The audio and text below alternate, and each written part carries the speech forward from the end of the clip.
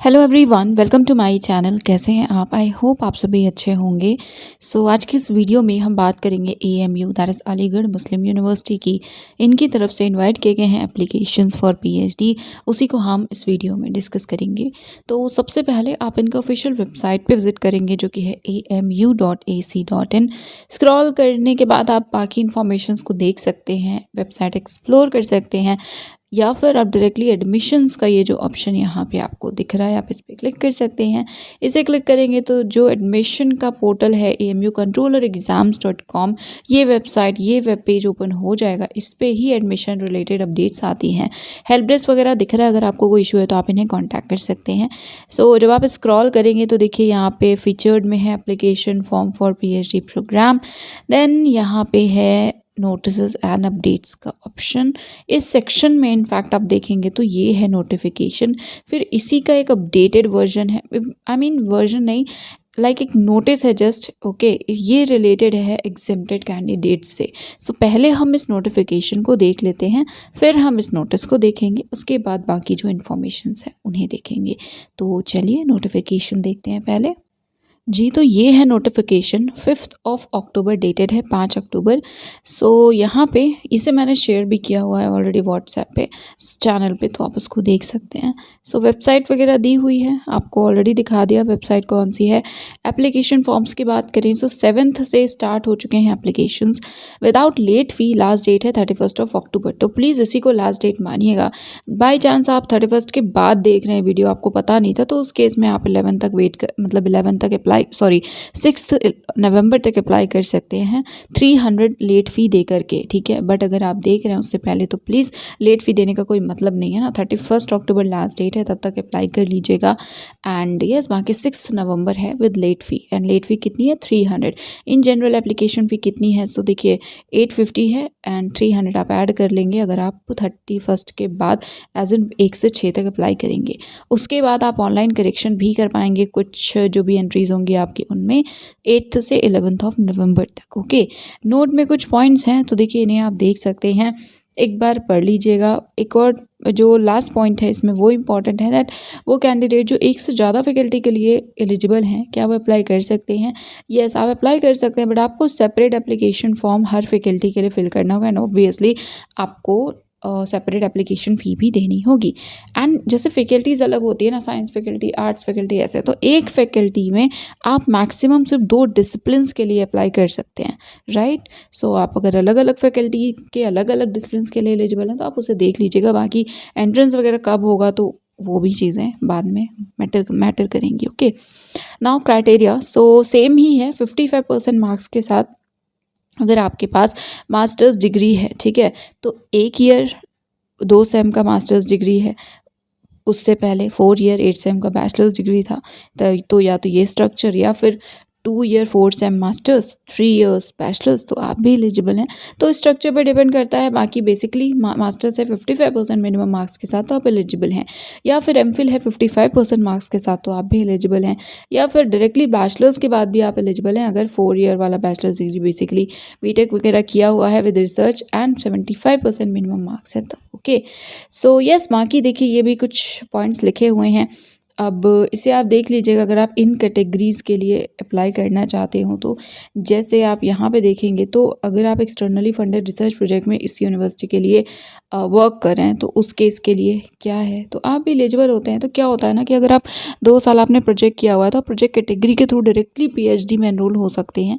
Of course PhD तो ऐसा नहीं होगा कि 2 साल काउंट होंगे, नहीं, बट हाँ आपको जो पूरा प्रॉपर होता है ना कि एंट्रेंस हो रहा है, फिर इंटरव्यू, ये सारा प्रोसेस वैसा नहीं होता है। तो आप डायरेक्टली प्रोजेक्ट कर रहे हैं, 2 साल हो गए हैं, उसके बाद आप प्रोजेक्ट के थ्रू PhD में एनरोल हो सकते हैं, ठीक है।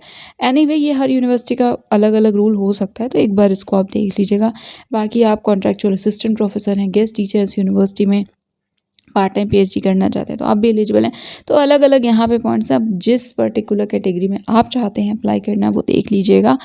एंड बाकी डिफरेंटली एबल कैंडिडेट्स के लिए 5% का रिलैक्सेशन है, बाकी किसी के लिए तो लिखा नहीं है।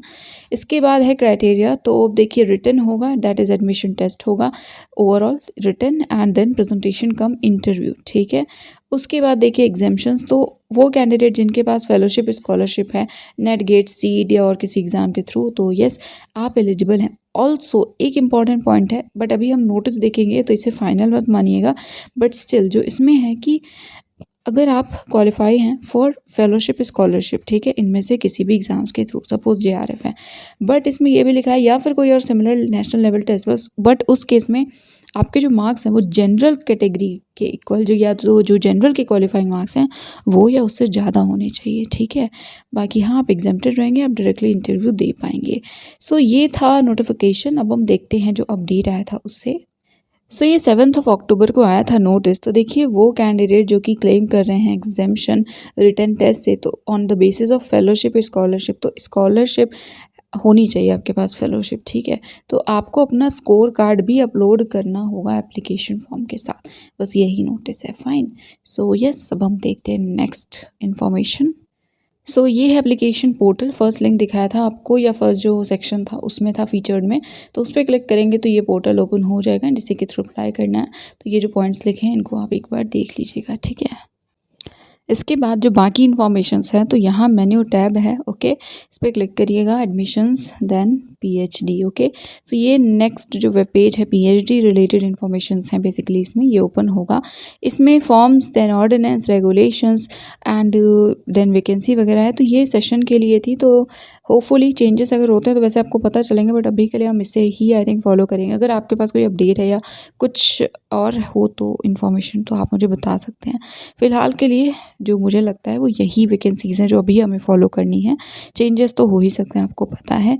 एंड बाकी यहाँ पे जो सिलेबस वगैरह है आप इसको भी देख सकते हैं, ठीक है। तो पहले एक बार हम वैकेंसी देखते हैं। सो ये है PDF, ओके, वैकेंसीज़ का। तो शायद जब हमने लास्ट टाइम डिस्कस किया था तो इसे हमने देखा था, बट एनीवे आप देख सकते हैं कि general vacancy and PWD, and general में ही शायद सबको काउंट किया जाएगा। एंड यस इसके बाद सबसे पहले एग्रीकल्चरल साइंसेस फैकल्टी, तो आप सब्जेक्ट देख सकते हैं।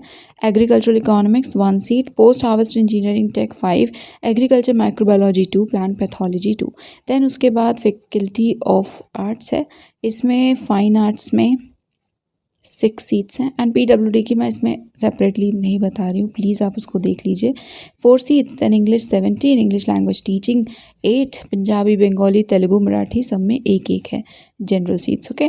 देन पर्शियन में है 3 seats, Arabic 4, linguistics 6, Hindi 15, philosophy में एक है PWD की, Sanskrit 3, Urdu 15, then Quranic studies 4।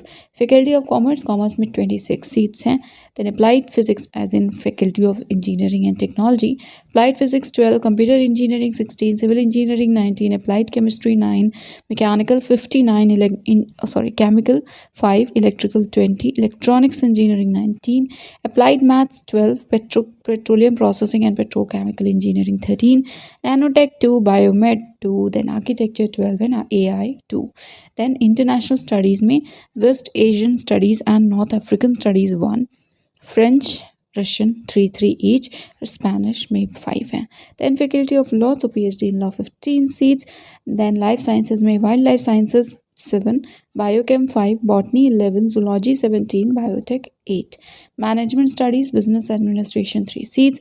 Then faculty of medicine में biochemistry 2, neuroscience 1, faculty of science physics 14, geology 11, then computer science 7, maths 12, chemistry 19, geography 21, statistics 3, operations research 2, remote sensing and GIS applications 1, industrial chemistry 2, then faculty of social sciences, psychology 6, history 18, Islamic studies 9, pol science 11, पबैट 6, human right 5, education 20, economics 16, physical education 11, library and information science 13, sociology 11, social work 1, women studies 3, mass com 1, theology में Sunni theology 10 and Shia theology 3, okay.